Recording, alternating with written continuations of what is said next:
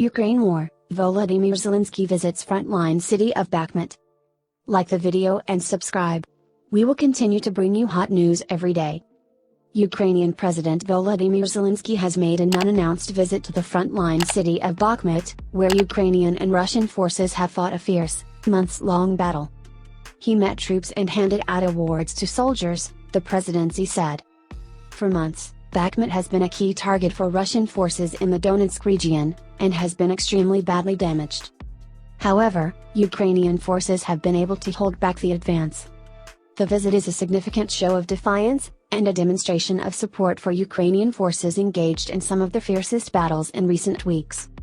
His trip will be compared with recent public appearances by the Russian President Vladimir Putin, who on Monday traveled to Minsk for the first time in more than 3 years to meet Belarusian President Alexander Lukashenko, a longtime ally.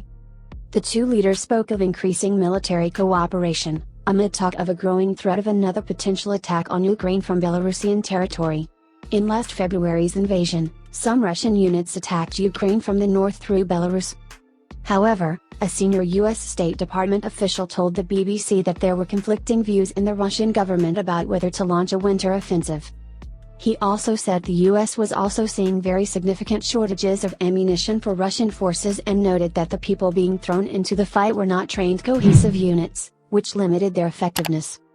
All that puts constraints on what the Russians might want to do, he added.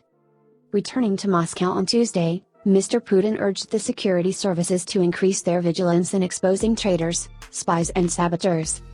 He told them to ensure the safety of people in Ukrainian territories illegally annexed by Russia in September, adding that the situation there was extremely difficult. Inner light. In video footage shown on the Freedom TV channel on Telegram, Mr. Zelensky wished his troops well. "I think that the heroes of Bakhmut should have what every person has, that everything should be okay for their children, their families, that they're warm and healthy," he said.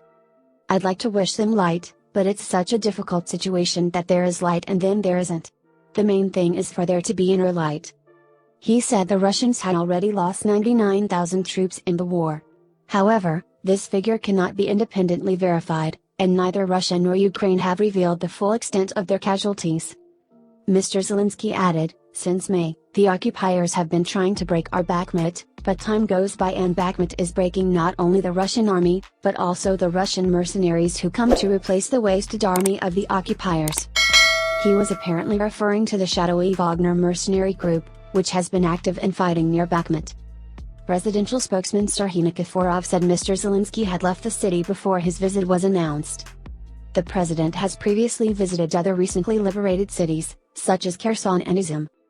Bakhmut has been a focus of the Russian campaign for months and Moscow has thrown huge resources into capturing it.